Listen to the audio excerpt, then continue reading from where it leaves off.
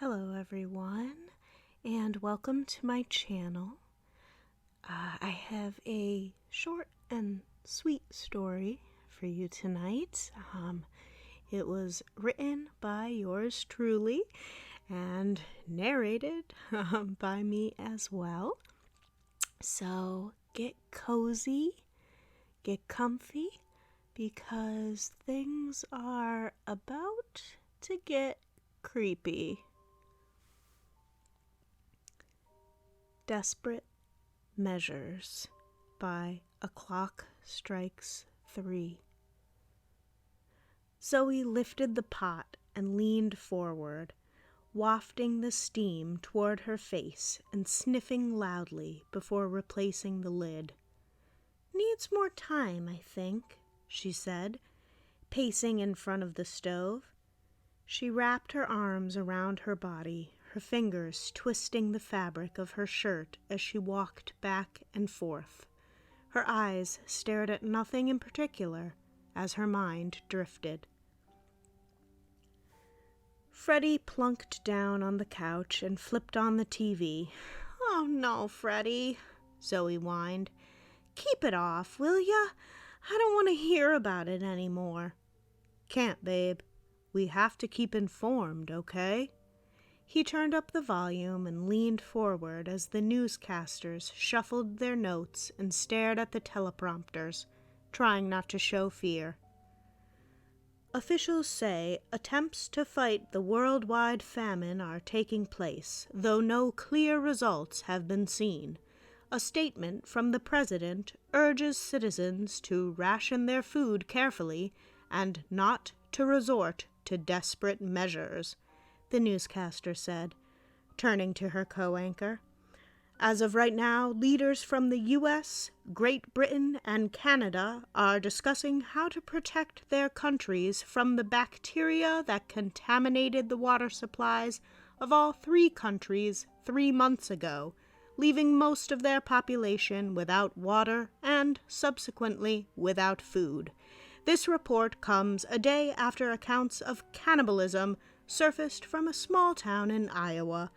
More reports of Zoe grabbed the remote off Freddie's leg and shut off the TV, tears wetting her cheeks. "Enough," she whispered. "How much food do we have left?" "Same as we did this morning, Zoe. 3 cans of baked beans. That's it." Fuck. We're gonna die." "No, we're not. Just calm down. The government's going to get this all sorted out. I mean, some genius scientist is going to figure out a way to get us food back." "They can't, Freddie. They said the soil is contaminated everywhere. Anything grown in it is poisonous. They can't just make new wheat and vegetables appear in a day. Most of the cattle is dead from eating poisoned food. We're only alive because we never ate those beans we bought last year, and—" Freddie wrapped her in a tight hug and rocked them both until Zoe's sobs quieted. "I'm so hungry, babe," she mumbled into his shirt. "Yeah, me too. Me too." Zoe pulled away from her boyfriend and stood up. "I think I'm gonna take a nap." Freddie nodded and turned the TV back on. Zoe walked to their bedroom and crawled into the unmade bed. Lately, she'd been sleeping as much as possible. She didn't feel so hungry when she slept. Zoe rubbed her eyes and yawned as she made her way down the hall. She'd slept for 2 hours before hunger pangs woke her. "Hey, babe, you want to split some beans for dinner?" She let her sentence trail off as she watched Freddie sit on the couch and pour the last of a can of beans down his throat. Beside him were 2 empty cans.